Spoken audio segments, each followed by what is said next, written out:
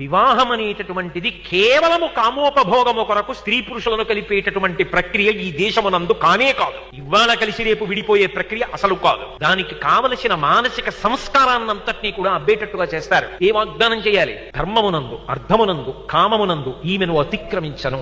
ఇవాళ మన ప్రారంభం ఏమిటంటే ఇన్ని విషయాలున్నాయి, ఇన్ని విషయాలకి నేను సభాముఖంగా ప్రమాణం చేస్తున్నానన్న విషయం పెళ్లి కుమారుడికి తెలియకపోవడం. జీవితంలో ఒక్క 2 గంటలు శక్తి కావలసినటువంటి ఫలహారం చేసేటప్పుడు అంత శ్రద్ధ పెడతాం. ఒక రోజు సంతోషంగా ఉండడానికి చేసే భోజనం మీద అంత శ్రద్ధ పెడతాం. ఒక రాత్రి నిద్రపోకపోతే మరునాడు చేయవలసిన పని చేయలేవని నిద్రపోవడానికి దోమలు లేకుండా జాగ్రత్త తీసుకున్నంత శ్రద్ధ పెడతాం. తాగే నీటి మీద శ్రద్ధ పెడతాం. ఈ జన్మకి కాదు, జన్మలకి కావలసిన సంస్కారాన్ని ఇవ్వగలిగిన వివాహ విషయంలో ఉన్న మంత్రముల యొక్క వైశిష్ట్యాన్ని తెలుసుకోవడానికి